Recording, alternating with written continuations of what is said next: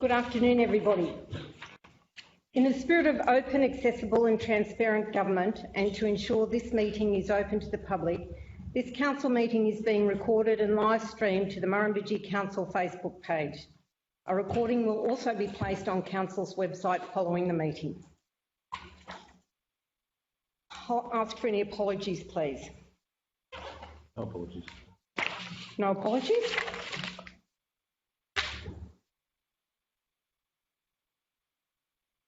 On my run sheet, it now says that I formally welcome David Maxwell. David is not here. That's okay.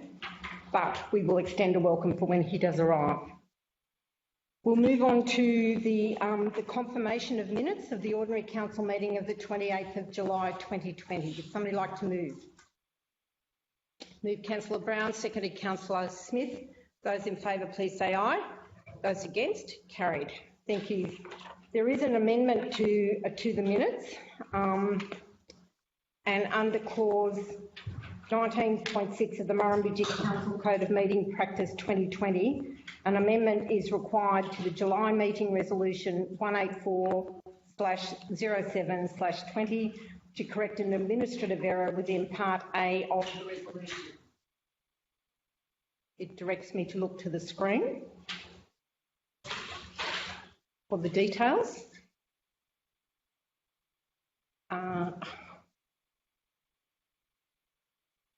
So the part we are looking to amend was point A. Council refused the closure of laneways adjacent to the allotments at Uri Street, Darlington Point.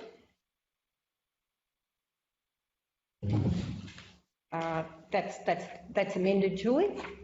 Do we need to move that amendment? Would somebody like to move that amendment? Gavin? Councillor Gilbert, seconded Councillor Smith. Those in favour, please say aye. Those against, carried. Thank you. I remind everybody of their pecuniary interest declarations. Are there any pecuniary interest declarations before we move on? No? Thank you. Item 1 is the mayoral report. This has been an incredibly busy month, but the points to take out of this report are that our town revitalising projects are on the move, and there have been many meetings and lots of information being sourced to allow them to move forward. We have had some rain, which is really good. The General Manager and I were engaged in 3 days of a Ramjo board meeting and then 2 days of ministerial forums, which I reported on here. What came out of those ministerial forums are there will be lots of opportunistic stimulus money coming forward during and after the COVID pandemic. So Council, as best we can, needs to position itself with shovel-ready projects so we can avail ourselves of these opportunities. John Barilaro is Deputy Premier. He spoke regarding and acknowledging Ramjo's capacity and capability. He was very front and centre regarding the significant border issues that the bottom part of the Murrumbidgee LGA finds ourselves part of. And he was working hand in hand with James McTavish, Justin Clancy and Steph Cook to try and get some rationale around that. And those of us that listen to the news being a very liberal term, have wondered at some of the rhetoric and commentary around the movement of agricultural produce and the sanity or lack thereof regarding how we move forward. Bearing in mind we have had a very good start agriculturally to our crops, our horticulture and even our stock. So we need to get some sense around how we move forward. I noticed this morning that the movement of freight has had some attention to it and is likely in a better place, but they still haven't addressed the area of seasonal workforce. So that is going to become very problematic. We had addresses from the National President of the NFF we had addresses from Mark Colton, the Minister for Regional Health, Regional Communications and Local Government, and you'll all be really impressed to know that we live in a landscape that has an undulating landscape and even valleys. That's why our telecommunications are so challenged. The Minister for Roads spoke at length about Ramjo opportunities and RMCC contracts. And the Minister for Local Government told us we're all doing a really good job, but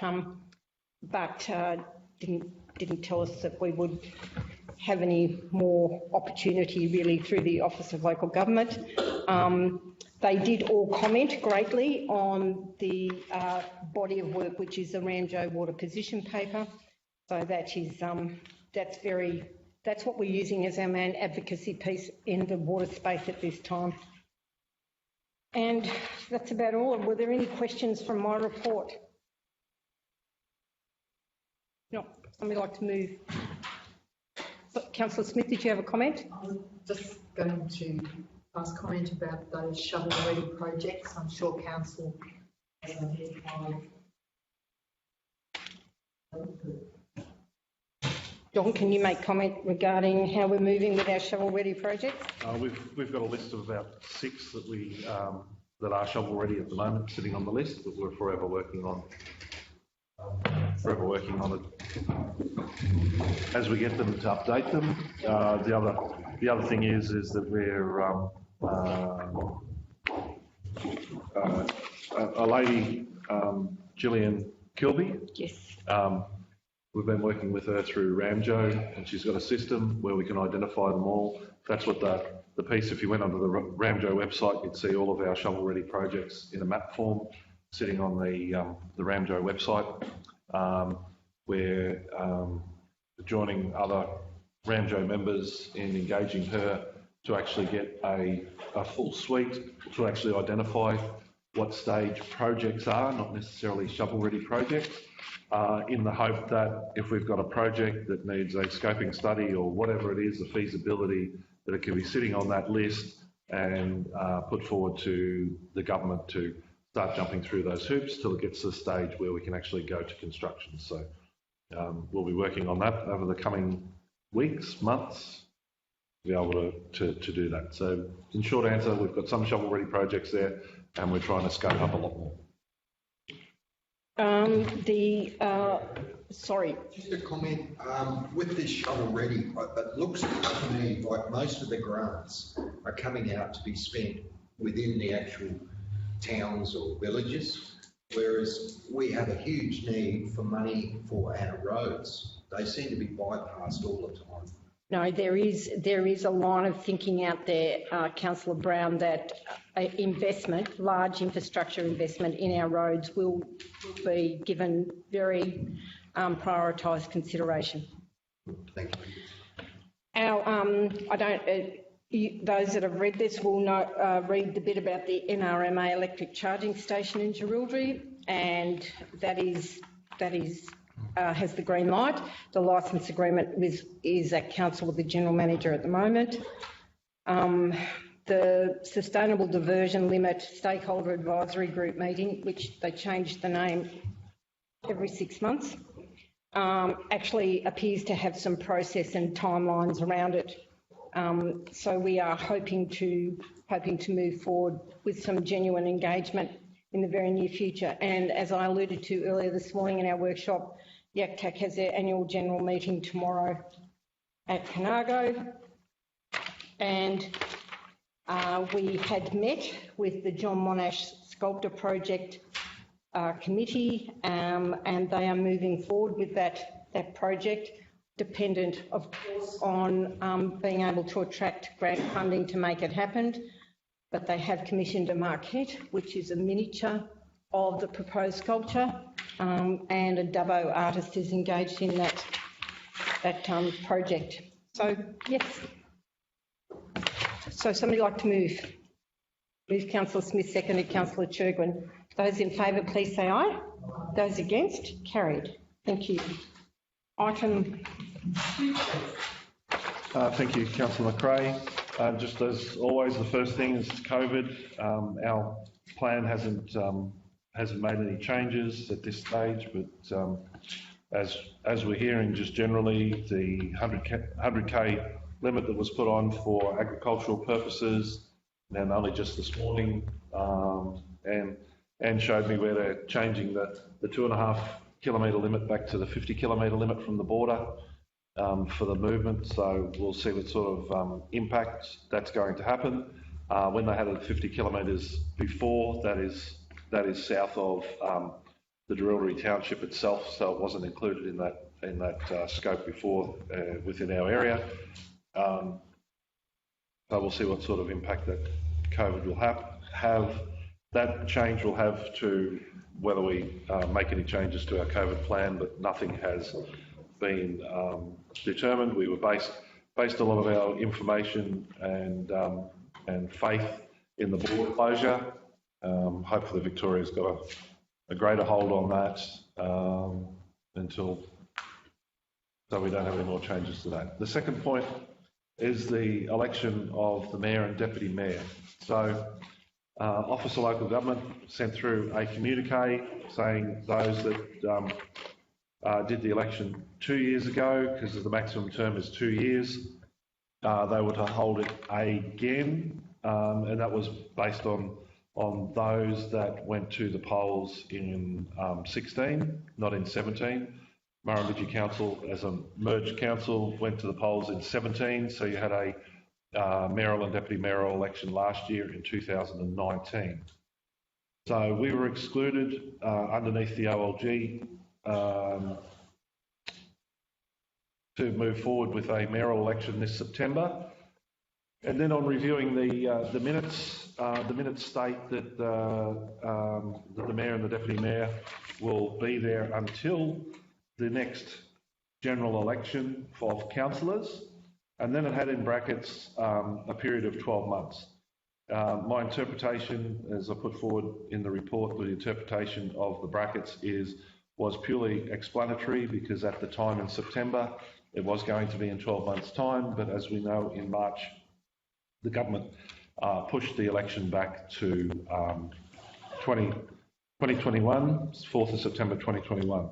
So I just wanted to give what my interpretation of the resolution that took place at the September 2019 meeting, as well as reading the OLG circular and what was of 2029 on the 4th of August, and as it relates to the elections for councillors, and recommend that there is no need to have an election for mayor and deputy mayor based on those things. So that will be the recommendation at the end of the report. The organisational structure review, as council is aware at the last meeting, we're moving forward. So we've had discussions with most every staff member that could be directly affected by the change. Had conversations with most nearly every other staff member as it relates to the organisational structure. Had conversations with the unions. We've written in accordance with the local government award to the 4 respondent unions, advising them of the proposed change to occur, giving the 28 days notice as prescribed. Nothing to remark has come back from any of those unions in relation to this proposed structure. Further conversation with staff in relation to making this a structure that we can hang our hat on and create opportunities for ourselves. They've come up with some other ideas and maybe some pieces of plant and equipment that could be advantageous, which I'll report on to the September council meeting. I've sought proposals from qualified from recruitment firms. Have received 2 of those as of last Friday, the deadline. We'll be reviewing that this week and making an appointment by the 28th of this month. Then we'll spend the rest of September in developing the description and questions and processes and all that sort of stuff to commence recruitment on the 1st of October for the Director of Infrastructure at the end of the day. So that's just a rundown on the organisational structure. Still, as it is proposed, so still taking feedback from absolutely everybody and putting it into the system as we move forward.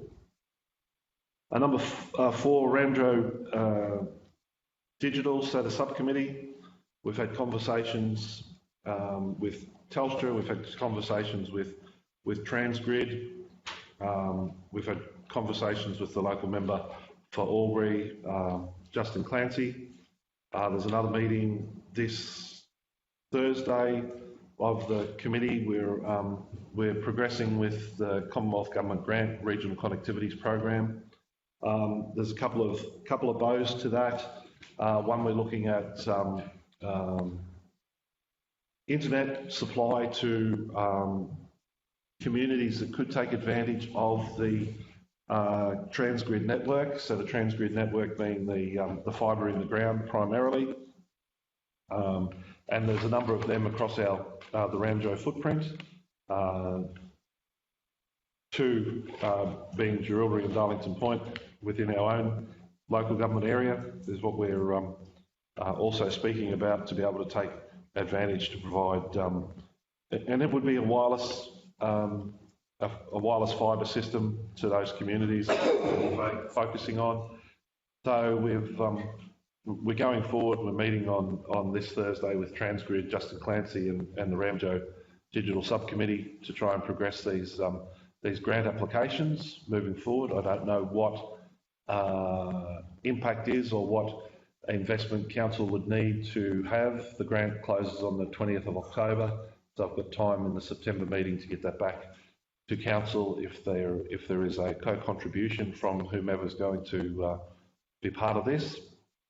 So just working through those processes with those bodies. In the other things that we're actually looking at, particularly with Transgrid and mentioned before, is co-location of infrastructure on their towers because of the difference in wavelength, for want of a better word. We have the ability to co-locate both data as well as cellular equipment on Transgrid towers that are already there to be able to spread the opportunity. We mentioned, or was mentioned previously, where it was election commitment, was said that there was possibly 12 or 15 new towers within the electorate of Farrer that could be on the cards. So we're actually looking at those sort of things across our Ramjo footprint within the Farrer electorate to see if there's co-location opportunities that we could use both the regional connectivity program grant for, but also tap into that well of money that might have been promised at election. So we're trying to explore all of those things when it comes to this space. Previously, when I've spoken about the internet, bringing the internet to town, the showstopper previously was going to be the ongoing operational costs.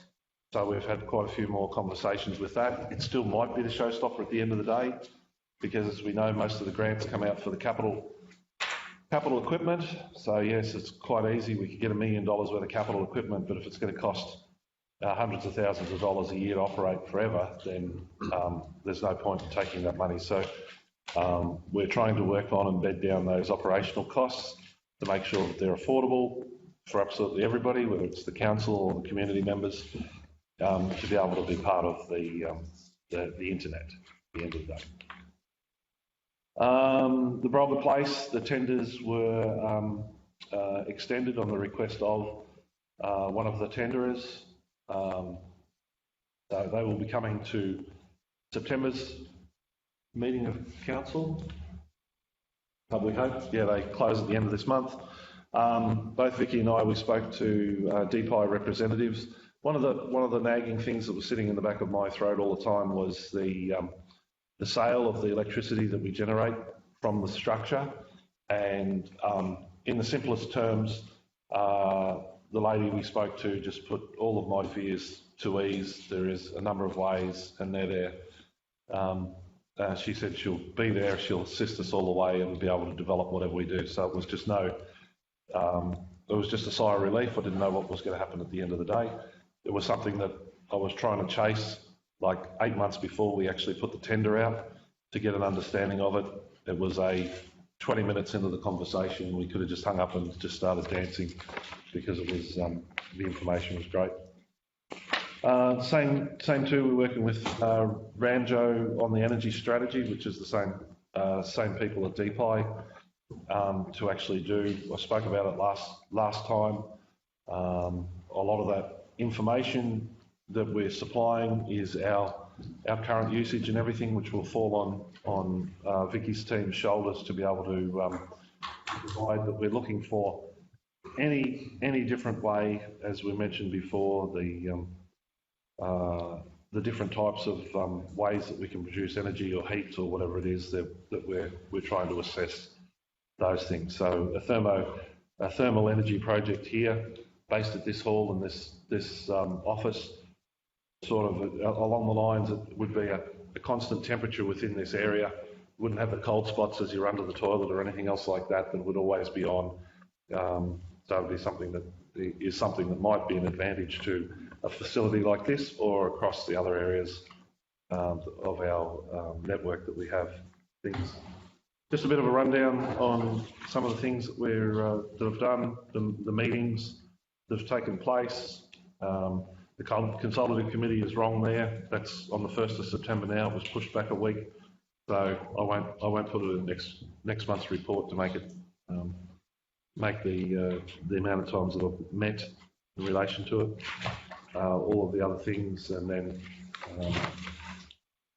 nothing further to remark on that. And then we've got the breakdown of both HR and media communications of the things that they're doing as part of it, as in the area of the office of the General Manager. So any questions? Questions, please? No? Somebody like to move? Move Councillor Churgan, seconded Councillor Black. And the recommendation will read that the information contained in the General Manager's monthly report be noted, with the General Manager's interpretation of the Office of Local Government Circular on mayoral and deputy mayoral election, as well as the interpretation on minute number 214/09/19, that Council does not require to hold a mayoral or deputy mayoral election in September 2020 be accepted.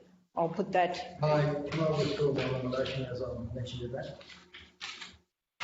Seconding. Oh, you don't want to second it?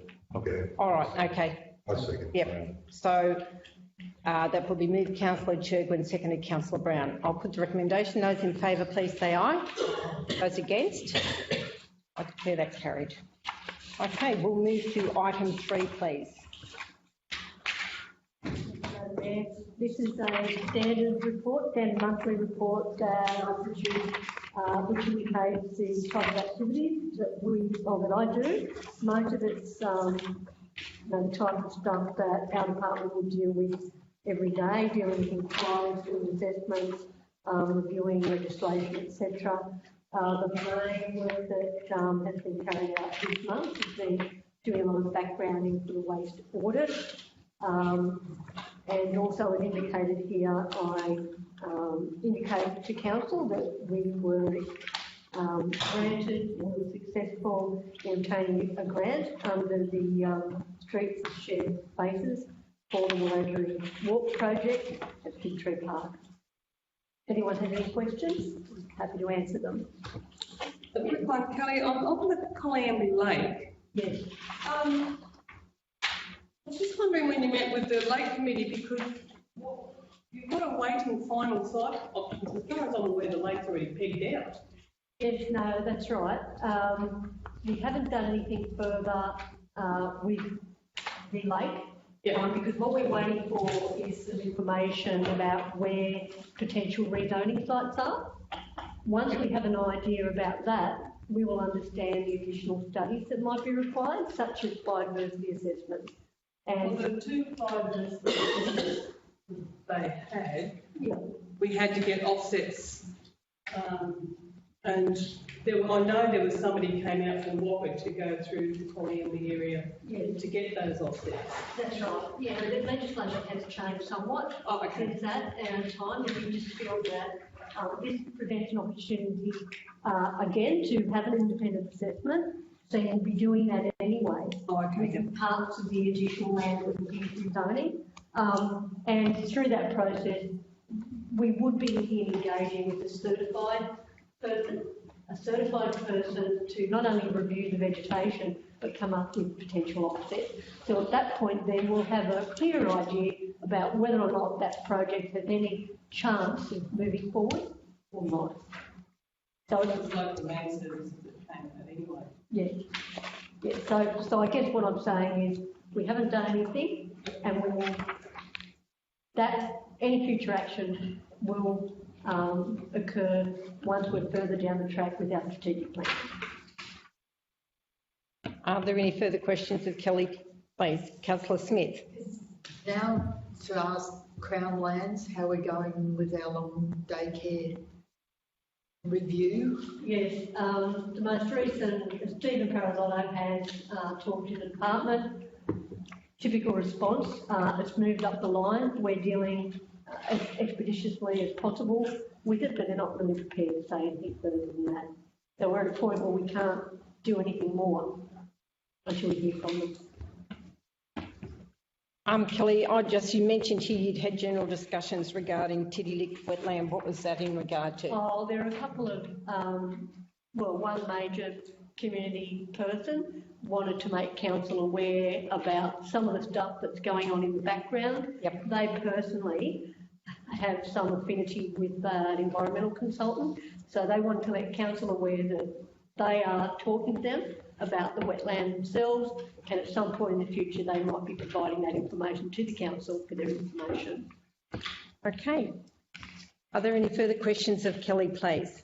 If not, would somebody like to move? Move Councillor Curfew, seconded Councillor Bryce. That the information contained in the report be noted and Council accept the $460,000 grant to carry out the works described within Murrumbidgee Walk Streets as Shared Spaces grant. I'll put the recommendation. Those in favour, please say aye. Those against, carried. Thank you. I'd just like to formally welcome David Maxwell to our meeting. David is the Chair of Council's Audit, Risk and Improvement Committee. David. Thank you, Madam Mayor. This is the report of the Audit Committee itself. Certainly I drafted it, went to our last Audit Committee meeting where it was adopted.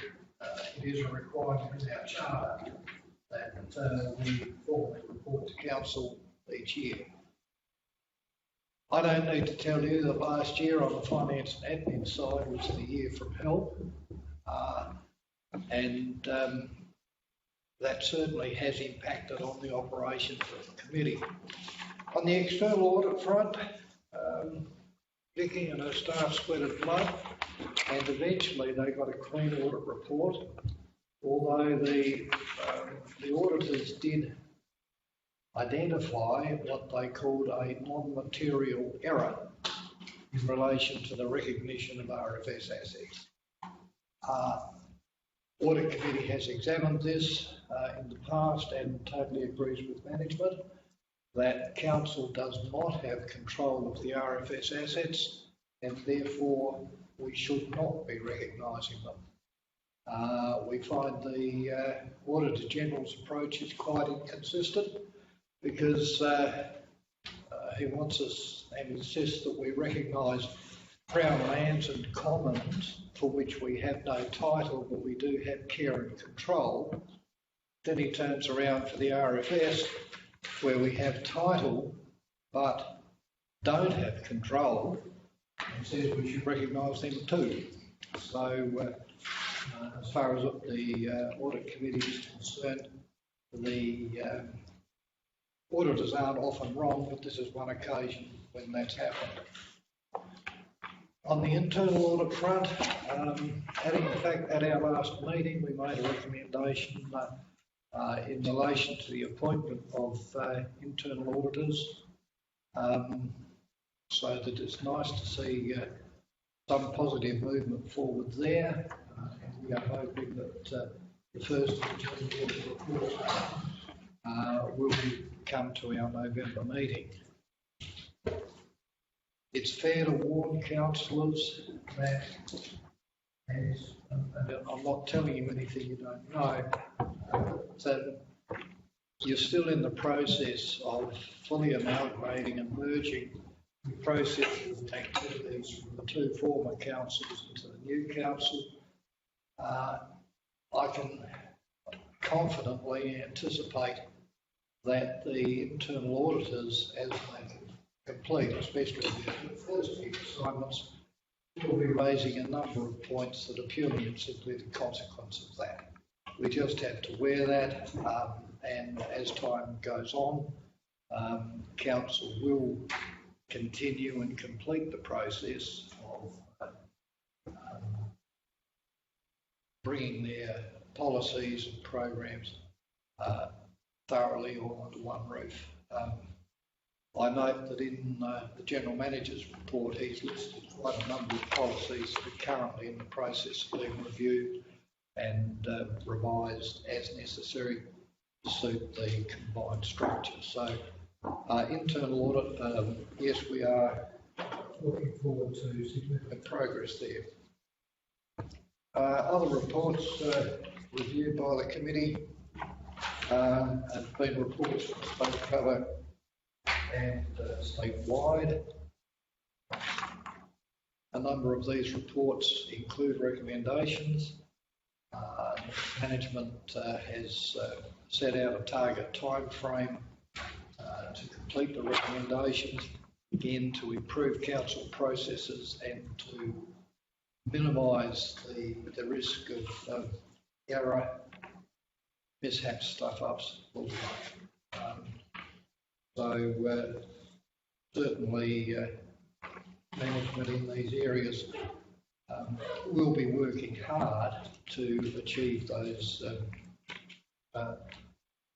target dates. Risk management, as you're aware, the risk management process is underway. With the other things that have been happening, it hasn't been progressing as fast as I'm sure John hoped, or certainly the committee. We are looking, as the risk register reaches a more mature stage, to be able to identify specific risks and to target our internal audit assignment quite specifically to combat particular risks. If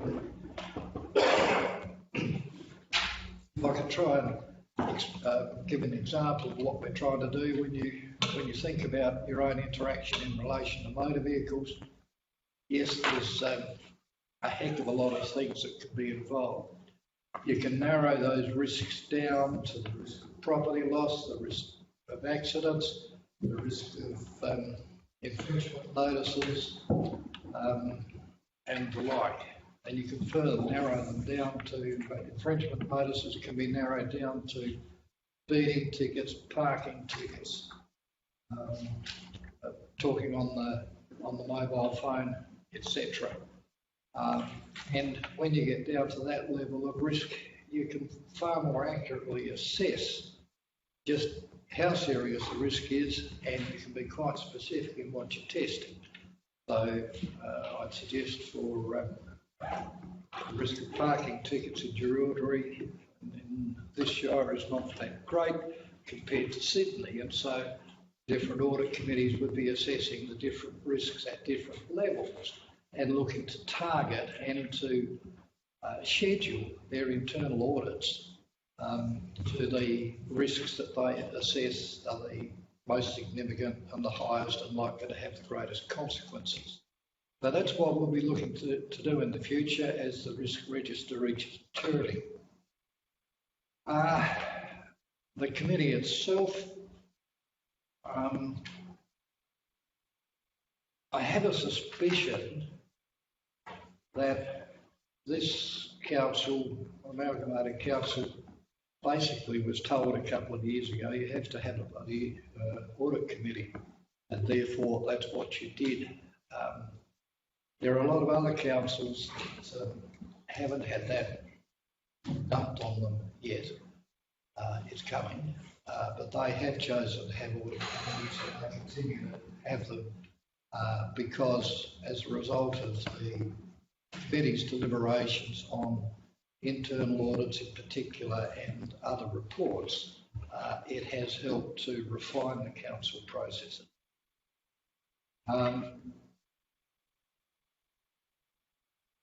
There are amendments in the Local Government Act that are not yet in force, which will require every council to have an Audit Risk and Improvement Committee.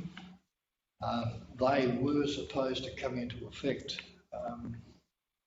by the end of March 2021, following council elections in September this year. The elections, of course, have been put off by 12 months.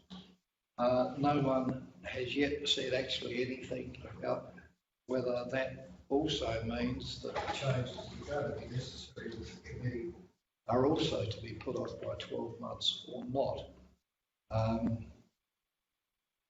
I rather suspect that they will be, and I rather suspect the next council elections, as John said, are on the 4th September 2021. I'll be rather surprised if we know anything before the end of August, just what the new requirements really are going to be for audit committees. And that's a statement based on over 35 years' experience dealing with the Department of Local Government.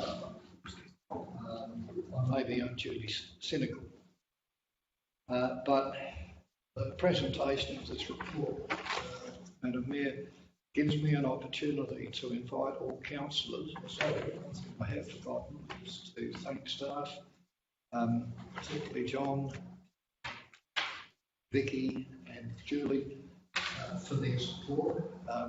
Even though it's been a frustrating year on the finance admin side for council and for this committee, what little we have been able to achieve has only been achieved due to their support. And it gives me an opportunity to invite councillors to ask any questions that they may have in relation to the Audit Risk and Improvement Committee. I'm only sorry that I'm not really in a position to present all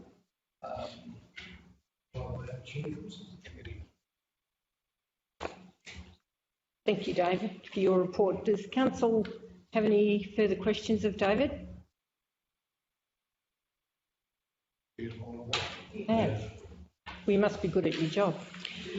I think, David, you know, while you've acknowledged that you would like to be able to provide more, having achieved more, I think your statement alluding to the fact that we are a recently merged council and the transition, the migration of the data and the creation of the new systems, to say it's challenging is a gross understatement, and the investment and resources of council's operational staff in that field has been over and above, and it's a really tricky area to navigate. So, and the government dished out and very loudly said that they were dishing out heaps of grants to these new amalgamated councils, that they didn't actually dish out any money for the administration and side, and yet and to some extent still, your staff are working with 3 councils.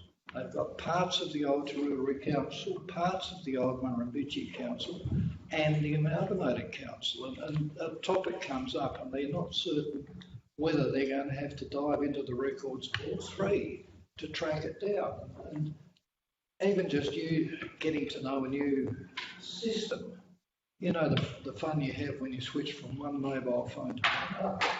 Well, when you're dealing with a computer system that has got probably over 500 individual programs in it that are used for particular parts of the administration and accounting process, and you've got 2 of those separately, and then you're transferring stuff into a third one, it's the state government has made a thorough mess both of these amalgamations and of the batch of amalgamations they pushed through in 2004. I was familiar with the Carnargo-Windurin amalgamation, which was, 1998 or something or other, and that was a thorough bloody mess too. I think David, you've covered that. You probably have said things we'd like to say, but we're in the brave new world and we have hope because that's what we're charged with doing. But I guess if we're following to the letter of the law and adherence to get the program up and functional and to be very mindful of the governance around that as we move forward, Council's taken a very bold step in providing, a huge amount of funds into training and to allowing staff to become familiar with, as you said, this wider scope of what we have to achieve. So I think while we don't have concrete projects on the table, we have invested very heavily in trying to get council to where it needs to be so that we can be fully operational. So thank you very much for your report. Yes, please. Would somebody like to move that David's report be accepted, please? Move Councillor Smith, seconded Councillor Curfew. Those in favour, please say aye. Those against, carried. Thank you. Item 5, please. These are just the minutes of the Audit, Risk and Improvement Committee. Yep. Are these just for noting or? Noting, no? yep. Yes, these are just for noting. Okay. Move and second, no? Move and second. Would somebody like to move, please? Move Councillor Smith, seconded Councillor Bryce. Is there any commentary around these minutes? If not, I'll put the recommendation for noting. Those in favour, please say aye. Those against, carried. Thank you. Item number 6, please, Vicky. Council, is the presentation of our monthly cash and investment report. I'll take any questions. Are there any questions of Vicky's report, please? No? Or there's nothing there you need to draw our attention to, Vicky? It's all as it should be? Just good. Spending money is reducing. We are spending the money.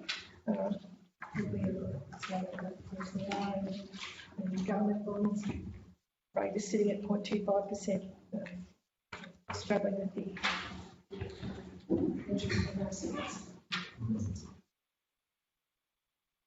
Councillor Wilson, did you have a comment? No? No, the interest rate is appalling. It is very much. Yes. Yes. Okay. Some of these that are rolling over in August and September, how are we going to go there? Down. You'll notice that there's one sitting there at 0.30. So. Yeah.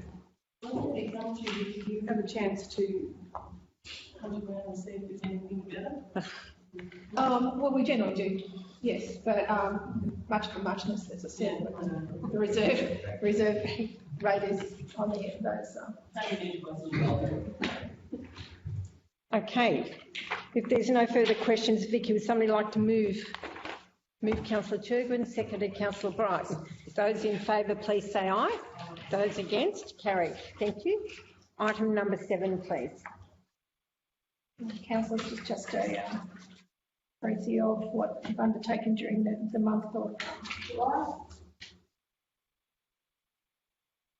You can take any questions. I'd just like to make a comment. You mentioned here that you attended the fishing awareness training. Those of us that did attend that were informed, which is good. It was short, it was concise, and it was very beneficial. And it's good to know that that this sort of awareness training is being conducted in the council. I hope to see that continue into the future. We've tried to make that a 2-yearly program. Certainly, staff have undertaken this 2 years ago.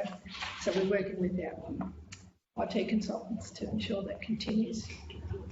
Fortunately, this time we're able to actually include counsellors as well. So. Yeah. It was good. It was quite enlightening. Any further questions or comments for Vicky? If not, would somebody like to move, please? Move Councillor Black, seconded Councillor Smith. I'll put the recommendation. Those in favour, please say aye.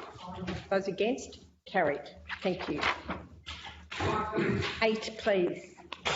Madam Mayor, this report is in response to Council's previous request for a waste audit. There are 2 main measures or methods to have a waste audit. The first is to chuck out a garbage bin and have a look at the contents and see what everyone throws away. The other way is to actually do some investigation and some backgrounding of waste information for the council's area. In this case, we started off going and looking at previously published reports. It's called the War Report, and all the councils in New South Wales input into that report. Unfortunately, when we looked with scrutiny on the data called Murrumbidgee, it became apparent that we really couldn't rely on that information because of the historical ways that waste is being measured and reported. So we then talked to council staff, looked at council's recycling records and considered some of the information that was relevant to the operations of our landfill and waste transfer station. In looking at all of those things, we've come up with this report provides some information that will assist council in ultimately looking at the viability of moving to a 3 or 4 bin service. Anyone have any other questions in relation to this? The timeline is 5 years of the rubbish tip. So how long before we have to really seriously change our ways? Well, that's an interesting question. I think we should try and change our ways. No, change the way we do things. Of the way we do things? Yeah, so we're saying, do we need to do this now, or do we do it in 2 years, have a time frame of 2 years to ramp up to? Yeah. I think we can make some immediate changes, probably in the way we operate our landfills, to try and draw out that capacity. So it's got a longer life for a particular cell. A bushfire? Sorry? A bushfire? We need to have water. A bushfire, okay, right. A bushfire in the tip? Yes, okay. Scratch. And Councillor... That's a landowner do it, I know. And Councillor Black, this morning when Kelly and John were speaking to it, the Collyambly tip has a 5-year life, but the Murrumbidgee tip has a 1-year life. So I think, as Kelly just stated, we need to move forward with this now so that we get the incremental change is initiated right now. We don't wait. We start moving towards getting the best service into the future right now. So in line with that, some of these, well, they're not recommendations, but they're observations. And you've got 14 here, but one in particular, we haven't got a master plan. We need one. And that's when you put your timelines in. And we do not have enough information on our own uses. And you suggest that any landfill that's open should be manned so we can actually gather that information. Did I say that? Landfills open to the public. Oh, manned, sorry. Manned. Manned, sorry, I thought you said banned. So we can actually collect the data or how much more information do we need before we come up with a plan? That's probably what I'm saying. Okay. Is it a plan about operating our landfills, or is it a plan about moving forward in managing waste and maybe introducing another curbside collection service? I see that there's two different things, but they draw on similar elements. First one's, we've got landfill we've got to do something with that now, but the second one is definitely where we need to be going. And to that end, I think maybe Anne, with the media reports, the community newsletters might put a little bit of something in there about waste and slag that we're working towards managing our waste a great deal better than what we currently are. I picked up on during the workshop this morning that there is an opportunity through our communications methods, the newsletters and whatever, to start the conversation and probably bring with it an educational process at the same time, so that can initiate, kickstart and offer that level of support to what we're trying to put in place. So I think there's some real opportunities there. I think it's a good opportunity if we are putting it out in our community newsletters. It's a great way of the community reporting back to us about how they feel about it.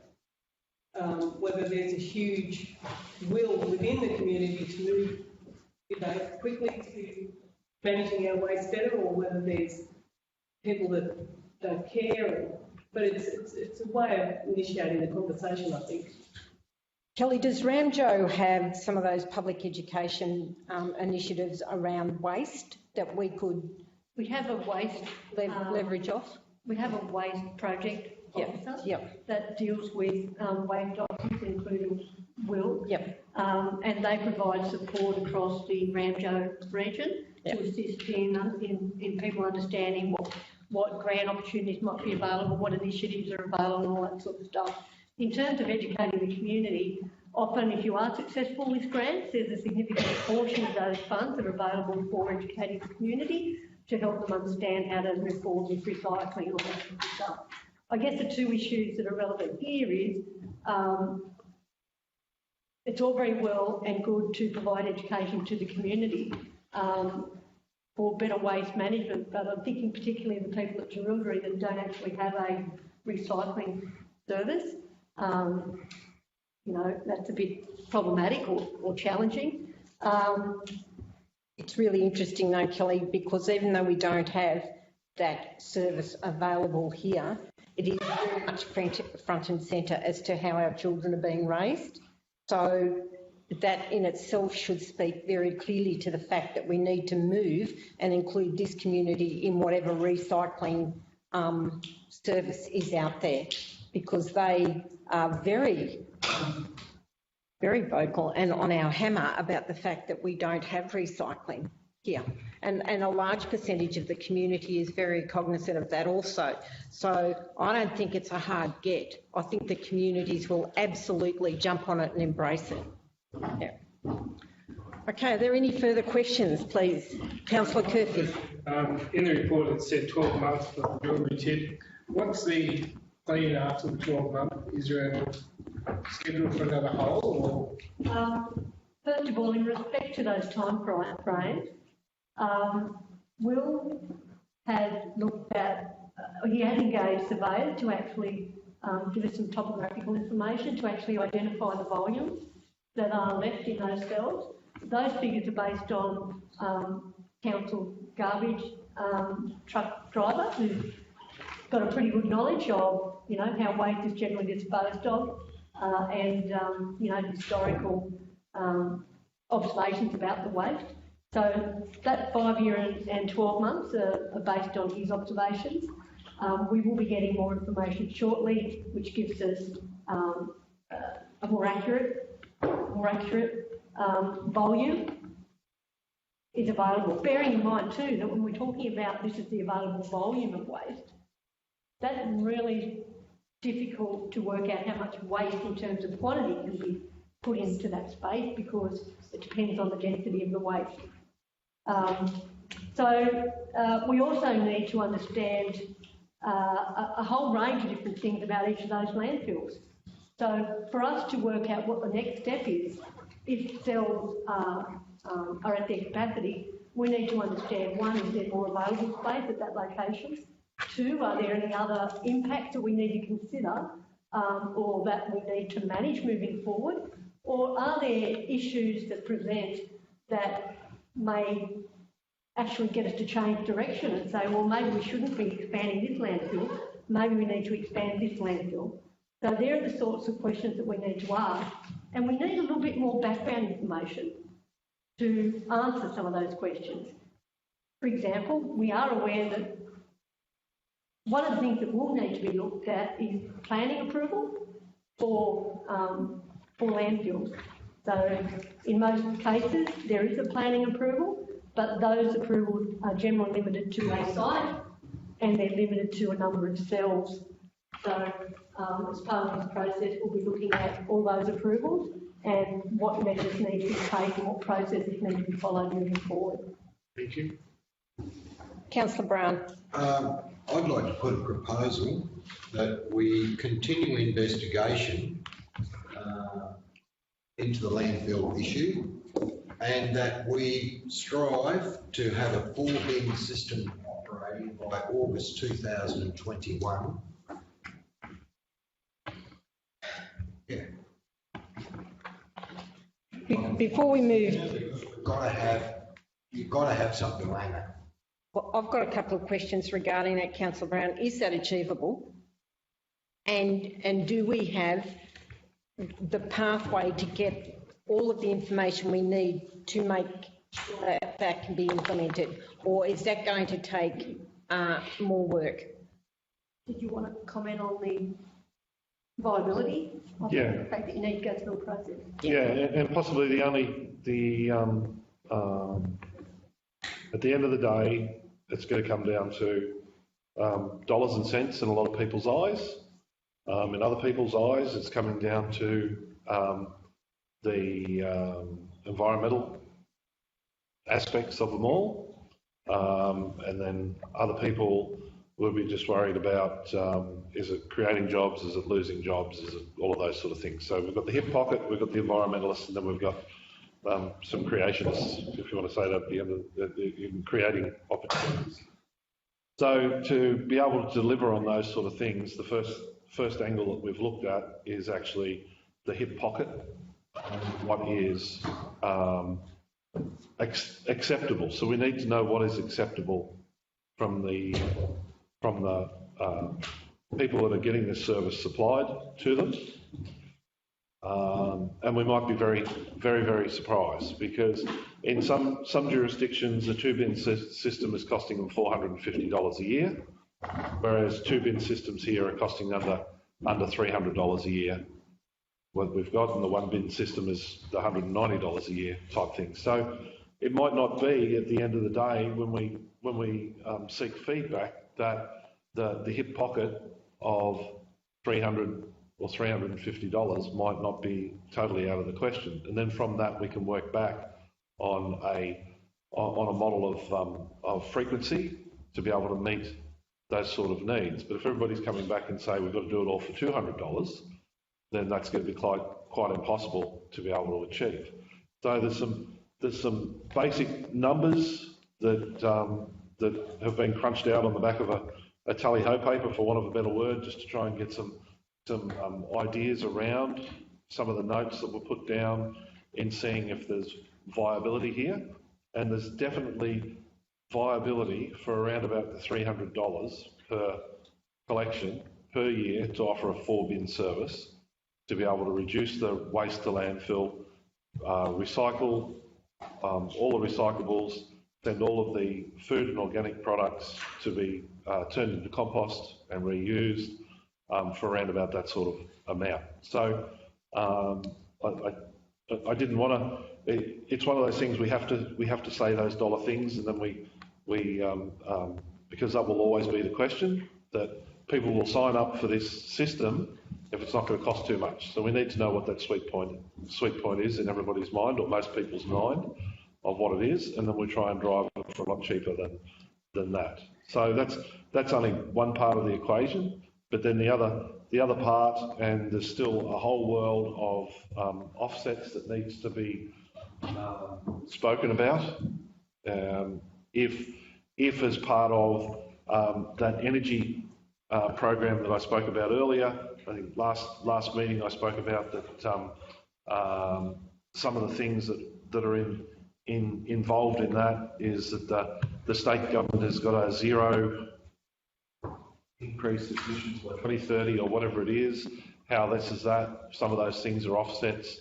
Garbage is one of the big ones that local government can hang their hat on as a thing. Whether there's any rebates or financial incentives coming back, we haven't explored any of those things. We know there is. Just changing out the street lights from the normal light to LED, there's rebates that have come through for that change because of the environmental aspects. So there's a couple of other things that might change the figures moving forward, but also have an impact in trying to meet the state's targets in some of these things as well. So there is a lot of cogs to the wheel that could go in, but if this was going to cost $500 or $600 a person, then it'd probably be laughed at, right? So we've got to try and get it down. Councillor Brown, could you say something like council urges a concentrated progression of enabling a current and relevant waste strategy into the future? Yes. You know, just something like that without putting definition around it, but giving very distinct cooperation and whatever to the people working in this space, so that they see that council really values this piece of work here, and we hope that we get lots of input and intel and progression on it as soon as possible. Yes, right. How'd you go there? So can we just, sorry, Councillor Wells? Just one more question. With the, I think the council will be able to gather a little bit more information just on the two bin systems that the two towns use at the moment. Some real figures on the amount of tonnage that is collected and going to our landfills, and also the amount of recycling bins that are within the Shire that are picked up by Richards, and how many of those get picked up on a fortnightly basis. Because I think that you're probably, in Darlington Point, there's a lot of, I don't know, I've got no idea how many, but there'd be a large number of households that would not put out their recycle bin every fortnight. Yeah.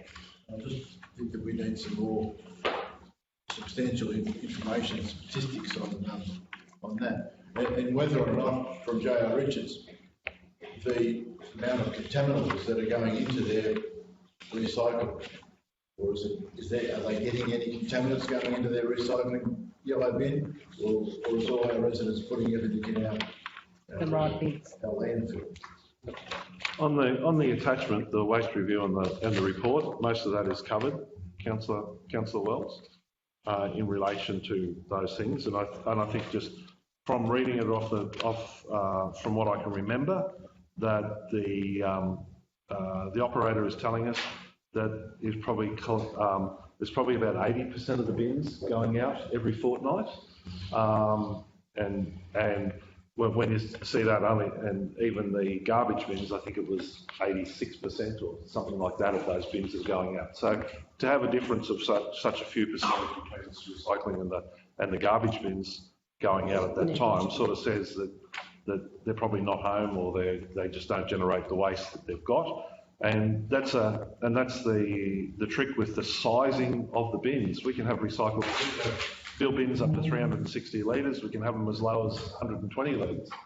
So sizing them correctly will enable us to extend frequency on things that don't smell. So recycling, a 360 litre recycling bin may, at the end of the day, last a month.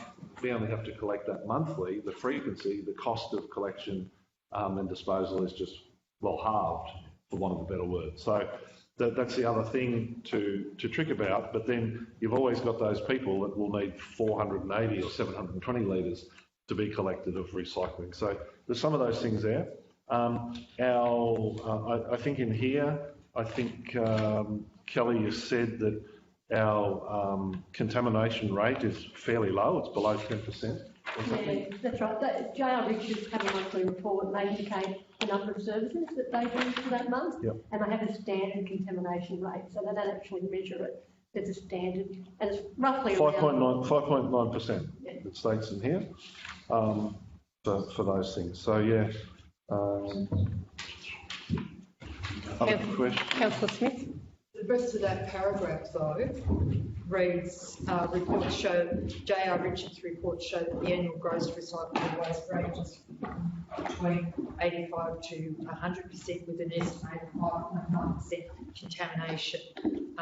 The domestic proportion of, it then goes on to say, and for the actual amount recycled was 93 tonne for both domestic and other uses. The domestic proportion of this, which is markedly lower than that reported to the war. Now, who reports to the war?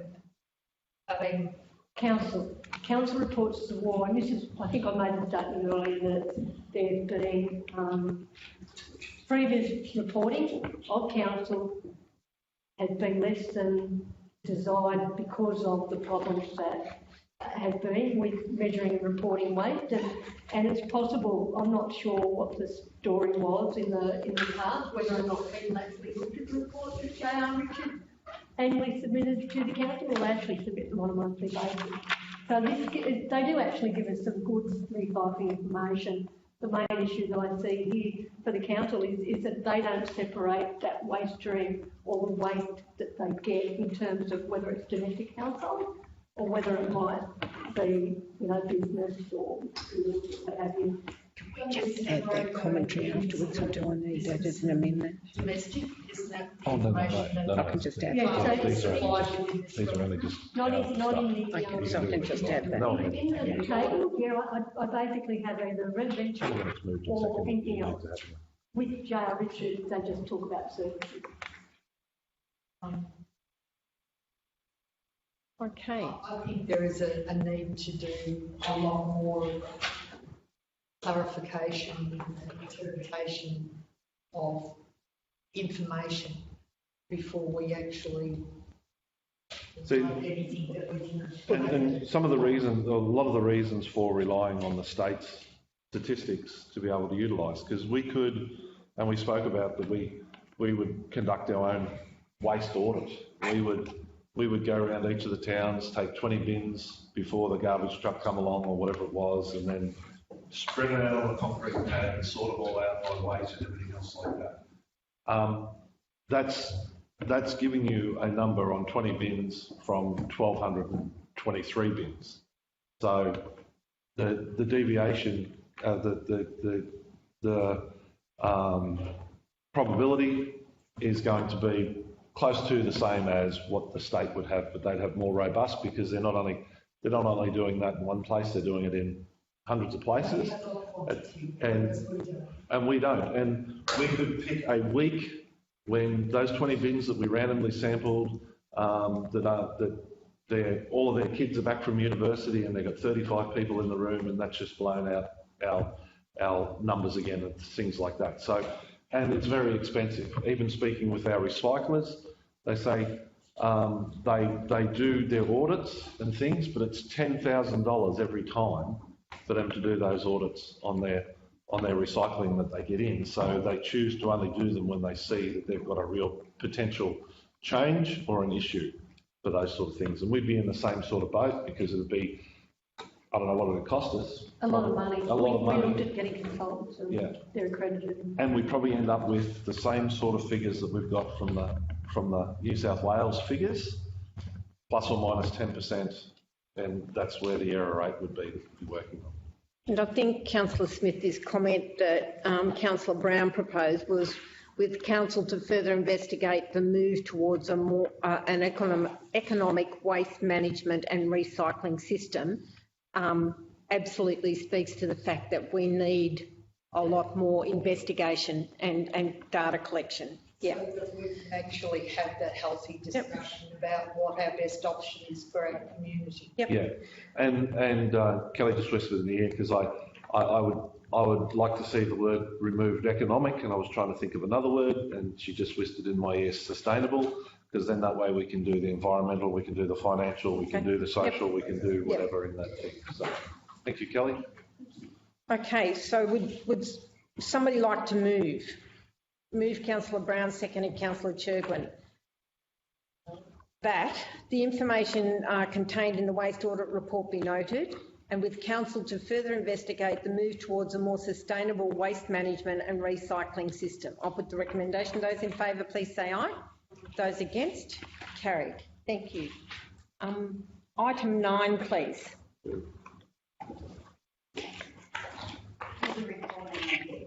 Community services area of council over 5 months, including community services. There's also in the attachment 3, community services income and expenditure report as at the end of July. Also changes to the library. They remain unchanged from the 1st of July. The next Western Riverina Library meeting is to be held by Murrumbidgee because Griffith Council and a number of other councils, or I'm not sure how many councils, have been advised, staff have been advised not to go out of their local government area, so they're not having any meetings in any other places, so that will be held by Zoom. There's a drought support officer's report with some photos of some projects completed under year 1 of the drought program, and then progress on year 2 of the drought program, where things are up to, and also some drought support officer information. If anyone has any questions? Councillor Churgwin. I just wanted to make a comment. I noticed you've got there 74 trips recorded by volunteers in those vehicles. Somebody in my area tried to tell me the other day that all the community transport trips have been stopped because of COVID-19. They haven't all been stopped. We're doing emergency transport as far as possible. We're asking that if people have family, if they could take them, so that we don't want to put our drivers at risk as well as the people.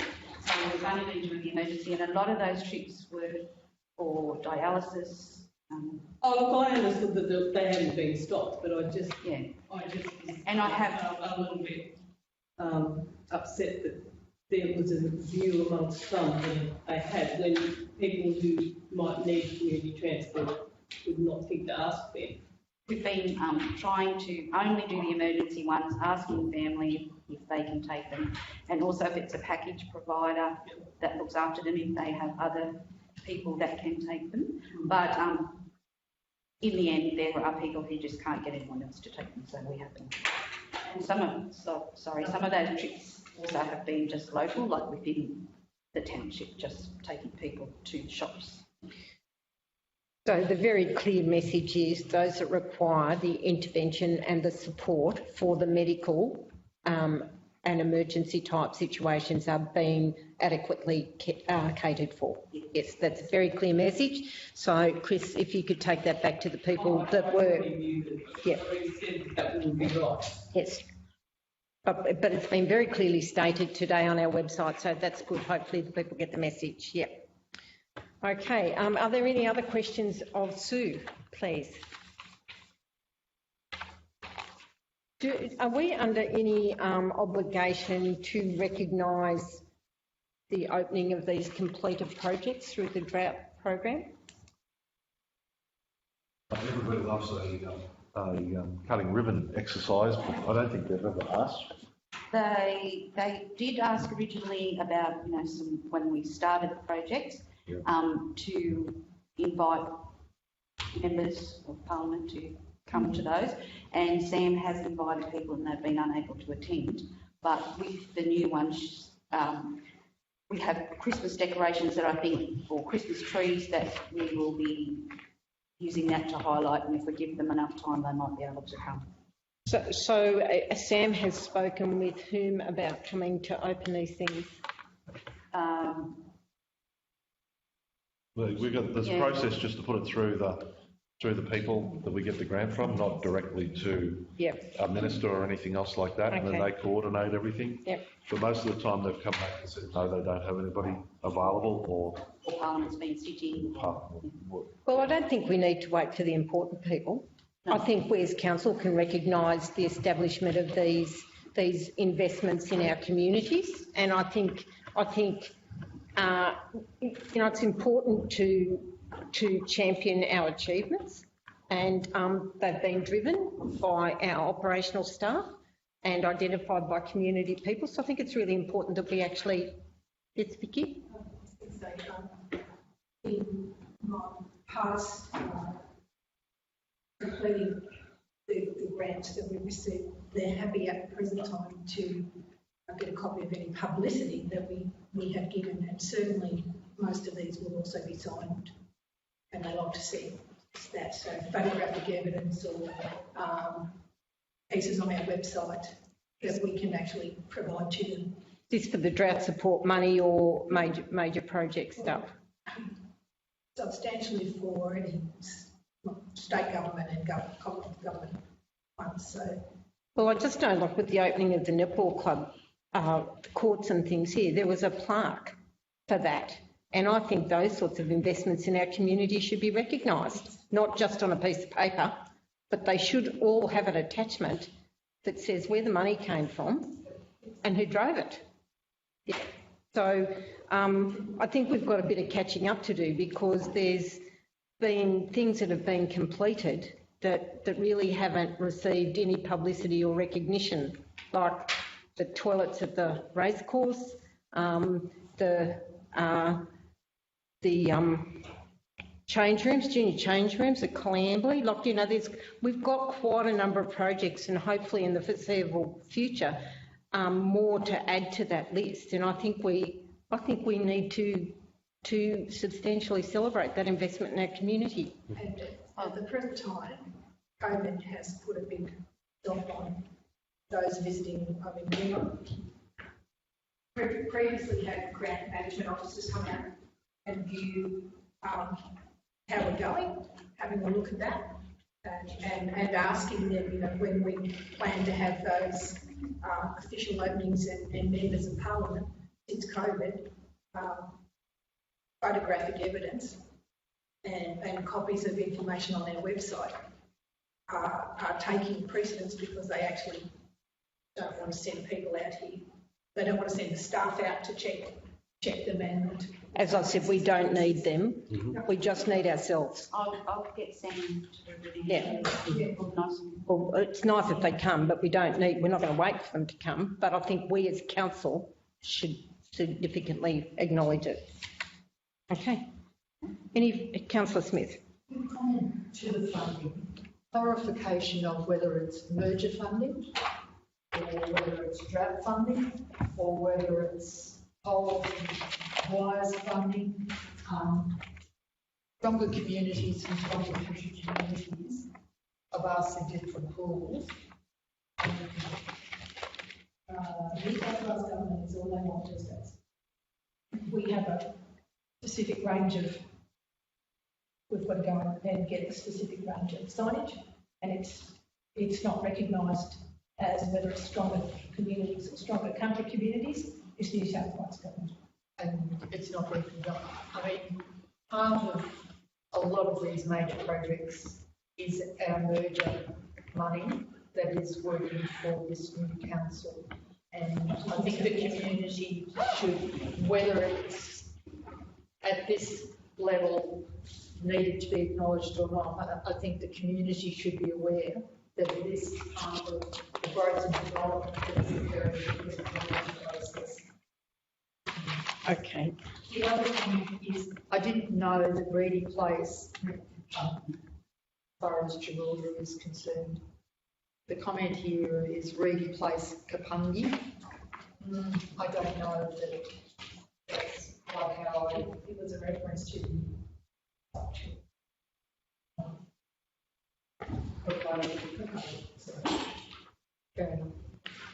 Okay. Any further questions of Sue?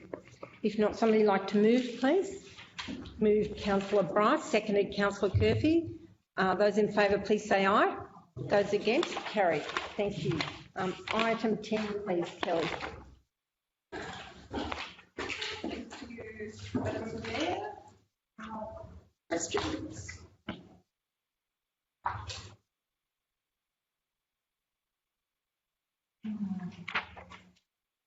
Are there any questions of Kelly, please? On your Murrumbidgee Council Business and Tourism Guide, you've got stuff. Excuse me, Christine, I can't hear you, so I'm sure. Regarding the Murrumbidgee Council Business and Tourism Guide, Kelly's got draft complete and being approved. I'm just wondering how long before we actually see paperwork? Like the. Yep, so probably also depend on photography to get photo shoots done. Okay, yeah. And then it's only going to be a basic design, like it's currently drafted in Word document, basic design. I'm aiming before the end of the year to have that out and ready. Nice to have it around. COVID finally, all the restrictions are lifted and people can start travelling again. I've just got a comment regarding the Newell Highways Promotions Committee. I was on a Newell Highways Task Force Committee meeting last week, and a lady from way up the top of the Newell spoke about the Promotions Committee, and it is recognised as a really important feeder into the Task Force Committee, but they are having trouble getting a committee. So I'm not too sure what the meeting was, Madam Mayor. I have an email since, or at the report, that they are doing a meeting on, I think, the 22nd of September for the promotions, like the Highway Committee, and I think sort of doing a bit of a call for people to stand on the committee. Yep. And to give them a bit of a kickstart. Even so. Kelly, she alluded to the fact that all of the councils on the Newell had been sent a survey of some description to complete. Can you speak to that, please? I believe that was sent back in about a while ago, March, April, May, around then. A lot of sort of like generic questions around, where were we a member, had we been involved, have we participated in the brochure, which we have, what sort of value do we find in being involved, or what sort of value do we find in having the brochure? Would we be interested in being like more active members in a committee going forward? So the results from that survey, I believe, were disseminated, I think it was last week, which we'll probably attach that to the next month's monthly report for you, just to have a read through and see what they all said. Okay, and in your METAG report here, you said that Thrive Riverina is still looking for an industry director. Do we have any take-up of any business or industry in the Murrumbidgee LGA for that position? Not as not that they've come direct to me either, but I think we've had a nomination for this. Okay. Councillor Smith? With relation to the METAG, it says no meeting held but input still on. So this is requiring the input. So I sent them out an email just to give them an update on. This is the members of the METAG committee. Sort of like an update on Murrumbidgee Council activities, and then also just if they had input on like the topics listed there. To sort of help out with a few things. So with the regional development, Riverina, when's the next anticipated meeting, or via Zoom or something? RDA Riverina, they don't actually have meetings, or they do have meetings, but they're not set one. No, there's no set program. We get a lot of emails that come through about their programs and that.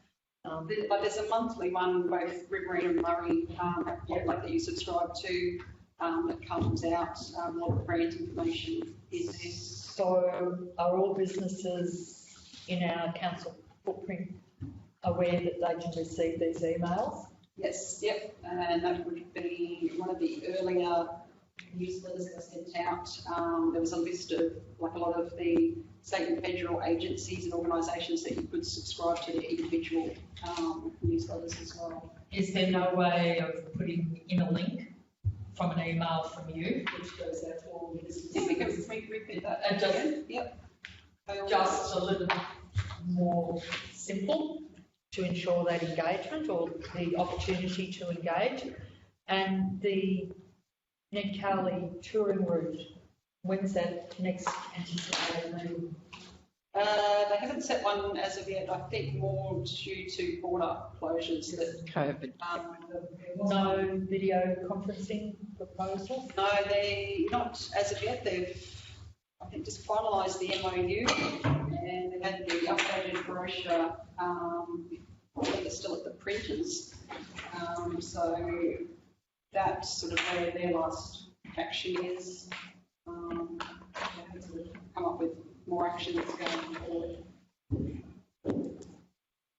Okay, are there any further questions of Kelly? Christine? Just wondering, Kelly, with the business Murrumbidgee, you had many of the businesses in Darlington Point, and I noticed from the mayoral report also in Jerilderie. I was just wondering what your feedback was like from the businesses and.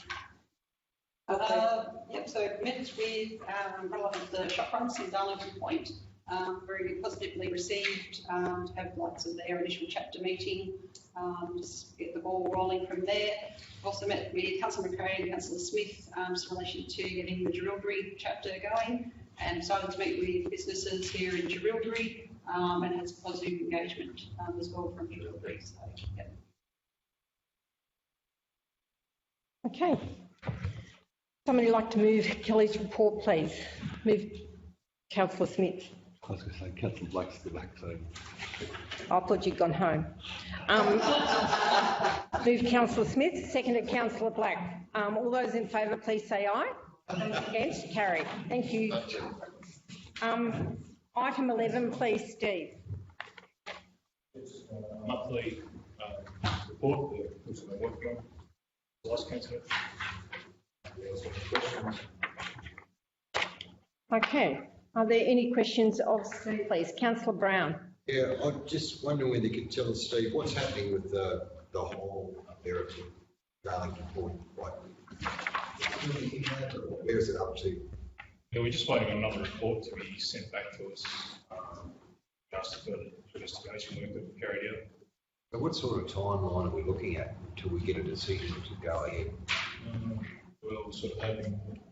Yeah, well, when we initially talked to this engineer, he indicated that he was gone fairly quickly, didn't he, Steve? Yeah, we've since spoken, I've since emailed him and spoken to him 3 times, and I think you've spoken to him as well. So the last email, I think, was last week, and he did say he would give it his top priority. So hoping to get something within the next week. Yeah, I'm sure plenty of people are anxious just to know a timeline. Yeah, okay, thanks, Steve. Okay. Are there any further questions of Steve? Please. Councillor Smith. Sorry. Yes, skin checks and hearing checks, first aid training. Is this done on a rotational basis for all of the staff, or is it just done on an annual basis for all of the staff? We're just working on it at the moment. There's staff that have done it at different years over in the past, so we just what year who's done it, and then each year we'll upgrade those and eventually try to bring it all in line, all together. And Steve, the ongoing analysis of the softfall, what are we analysing? Well, we want to, last council meeting was asked if we could bring back some costs about what it's going to be to rake and maintain the sand compared to the cost of the road softball. Yep. So it's nice to put some stuff in the time, just costs of it. Right, okay. So that's October, that's 2 meetings away, yeah. Because the softball actually needs attention. Some of it's really ordinary. Okay. Thank you. Councillor Brown. Yeah, Steve, a concerned resident brought to my attention that the gravel storage we've got at the Cully Depot is headed that way on bikes, what might happen? Have we got a temporary fence around that, like you put around a temporary work site? I'm not sure what makes it, I don't think so. If you can check it out for us, just, you know, because we would be liable if something went wrong, wouldn't we? Yeah, issues. Yeah, so it might just paint those plastic things across the front. Might pay to tell the kids to keep away from the council depot. Well, it's Gravelly. It's not fenced at the moment, so it's a safety issue. It is a safety issue, but you know it's council property and council resource. Like, I haven't seen a child there yet. It is fenced off, it's in the corner, so you've got the channel around it. Yep. Okay, all right, but anyway, that's okay. Whatever we can do to ensure safety. Yeah, if it's a safety issue, can we correct it? Okay. Thanks. Any further comment? If not, would somebody like to move the recommendation? Please move Councillor Curfew, seconded Councillor Smith, that the information contained in the Asset Manager's monthly report is noted. Those in favour, please say aye. Those against, carried. Thank you. Item 12, please. Will. So onto my monthly report, a few things I'll go through with you. The Integrated Water Cycle Management Plan, and I'll just give an update on that. Public Works haven't been able to travel down as yet due to COVID, but they're scheduled in for the first week of October to come and visit council. I've been providing them with information with the help of other managers so they can start doing some analysis where they are remotely. But once they come and visit and collect the rest of the data, they've got to progress with that. And an update on the Dimes Point boat ramp. May have seen that their construction site is currently underwater, but they're working with Water New South Wales to get information on the water levels. So when they get an opportunity to continue the works at the toe of the ramp, they can work on those without having to get flooded out and stop and start construction.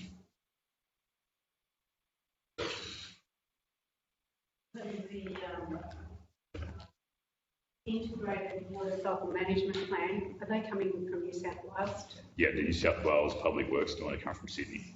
So they're scheduled to come the first week of October into September, pending no changes to the COVID situation. Yeah, they know where we are, yeah. But we do know also they're coming from a hotspot, so we actually don't want them just yet. Really. Yeah, sorry, well, do you have a time frame of the Young Street subdivision, the engineering and plans and things? They're currently working on those. I just need to chase them up, but it should be before next meeting, should update on those plans for us. Thank you. So Will, are you telling me that Water New South Wales just send the water down and don't tell anybody what's going on? Yes, that's correct. Yeah, that's rainfall. So you're grateful? Rainfall. Oh. Yeah, they have a predicted flow that they released from the Sydney office, but it doesn't. It's just, I think last time I looked, it was 18,000 metres of going Yeah. We're going to get that eventually. Yeah.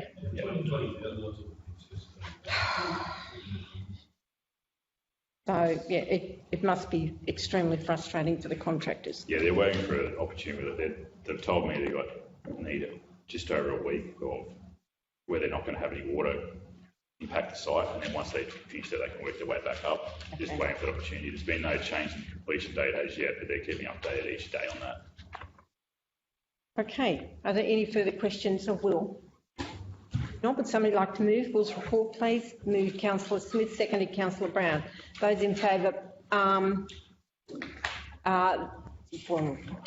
words keep moving, it's pretty disconcerting, that the information contained in the Operation Managers / Maintenance Report, monthly report be noted. Those in favour, please say aye. Those against, carry. Thank you. Item 13, please. A standard report on the DA and CCs has been posted for your information. Are there any questions for Kelly, please? Not. Somebody like to move? Move Councillor Sherwin, seconded Councillor Curfew. that the information contained in the development application approval under delegation report July 2020 be noted. Those in favour, please say aye. Those against, carried. Thank you. Item 14, please. Thanks, Steve.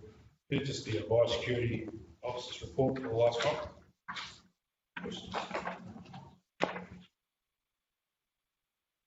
Are there any questions of Steve regarding the biosecurity report? Councillor Brown. Yeah, it's just, we're having a huge season, and I'm just noting that the roadsides are getting totally out of control. Are we going to spray those, or are we going to waste diesel slashing and slashing and slashing? Yeah, it'll be a combination of slashing and spraying. Because they are, yeah, everywhere you go. It's, you know, after 3 years of no rain, we're finding out how good the riverina is. Okay, thanks. Any further questions of Steve? If not, would somebody like to move, please? Move Councillor Brown, seconded Councillor Smith, that the information contained in the biosecurity sale yards, truck wash and stock control report be noted. Those in favour, please say aye. Those against, carried. Thank you. Item 15, please, works in progress. Thanks, Phil. Well, again, works in progress report, the attachments that were distributed is the Community Works program. So they are the roads with the segments for each type of work that's going to take place on that road. They're summarised in the first page there. Okay. Is there anything you need to draw our attention to, Will? Yes, Will, is this to be loaded on the website as this was a later? Yep, yeah, I'll arrange that to get done. So do you mean you'd like to see those sorts of things? We can direct them to the website rather than us answering the questions here. Yep, no worries. That's fine. And I was going to mention that Bencoven Avenue final plans from our engineers should be, I think they're going to be here today or this week, and it's still ready to commence as per schedule in September. And I will get all the council notified when those works are locked in to start. Thank you, Will. Councillor Brown. Yeah, with the straps we put out, you know, monitoring traffic, we've got a situation where if we are shovel ready, there may be some Ramjo money coming into the roads. If you blokes are down the track organising that? Yeah, we gather data in different traffic counts from different areas.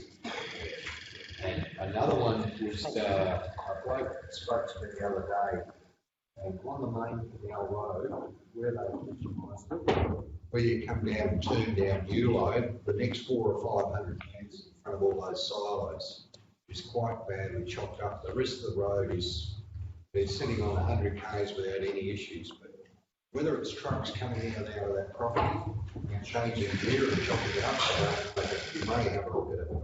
Yeah, I've had a look because around that area we've had a lot of roads that have been damaged from the recent rain, heavy vehicles going down them. It's been bad. We've gone working through each area to identify those roads. And there has been roads that have had to close due to damage from heavy vehicles travelling over them while they're wet. Yeah. Another one of those for all weather road signs would be that Colkai Lane. Yep. It's just a clay track that, you know, when it rains, it's just impassable. It's only wreck the road, so. Yeah. So we did get some signage, Will, to put on those roads. I haven't put signage up yet. I've asked our staff and operators to go out and look at the roads with the recent rainfall, have a look at the actual condition of them. So we didn't close the roads and impact running anyone without having all the information there behind it. So after the recent rainfall, Cook Road is currently closed due to channel breaking. Yep. And McLeansball Road, which also brought up our overseer staff looked at that and said, yeah, this definitely needs it. I want them to have a look at it first and tell me what the condition of the road was. So okay. We're going to be organising that next month. I did notice in the transcript presentation this morning that some of those roads they proposed to use, I thought, well, good luck with that. Yeah. That'll be, you'll need a, I don't know what you'll need to get up some of them. Councillor Wells? Sorry, Councillor McRae and Councillor Wells, and the formalisation of those signs being put up will come back for council resolution at the next council meeting as well, just so that we know that we've got a full loop around that everybody is aware, even though they're information signs, we just need to In the interim, John, if we happen to get more rain between now and the next meeting, can we actually just put a thing across it to stop people going down? We are closing the roads. Yeah. We close roads, and if the roads are looking bad, we put signs up warning people that there's. Okay. My apologies, Councillor. Councillor Wells. Just to do with the oncoming fire season, the amount of growth that's around Darlington Point at the present time, is it possible to get something done with some of the growth in the common area, but also the crown land that's around the town? It's very, very thick and Further to Councillor Wells's comments, Will, I think the growth around all of our towns really needs to be taken under consideration because it's plentiful and it will be great for the season. That is something we're working on at the moment to try and get under control before it gets too big a job. Okay. Are there any further questions? Councillor Churgwin. In front of units 1 and 2 of Kookaburra on the town side of the footpath, it drops away about 6 inches. So if we could possibly put a load of dirt in there so that either of the residents, if they don't take that corner, don't end up on their side and their mobility scooters would be good. No problem. Any further? Councillor Curfew. I was lucky enough to be able to tip Colleen last Sunday, and I noticed there's all that green waste has been mulched. There's what are your plans to do with that? Since there seems to be a lot of contaminants within that material, what's your plan to remove, get rid of, or sell? We're looking to possibly use this mulch on areas where it's appropriate, and we're considering approaching Worm Tech, see if they'd take it to process it there. Oh, okay. No worries, thank you. Any further questions of Will? If not, somebody like to move, please. Somebody move. Councillor Brown, seconded Councillor Curfew, that the information contained in the Works in Progress report be noted. I'll put that. Those in favour, please say aye. Those against, carried. Thank you. Somebody like to move that we move out of the ordinary council meeting and move into confidential, please. Moved Councillor Smith, seconded Councillor Churgwin. Those in favour, please say aye. Against, carried. Thank you. We will. Okay,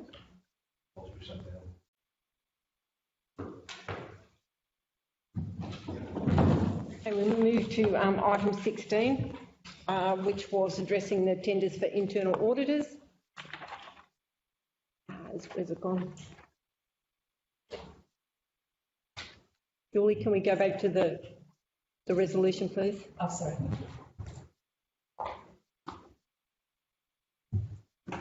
Resolved on the motion of Councillors Churgwin and Smith, all vendors submitting expressions of interest be placed on Council's supplier panel with engagement of an internal auditor for each proposed audit as per the agreed audit plan to be selected from the panel of suppliers. Those in favour, please say aye. Those against, carried. Thank you. That concludes our ordinary council meeting. If councillors just have 5 minutes, I'd just like 5 minutes of your time before you all leave, please. But thank you very much to the staff.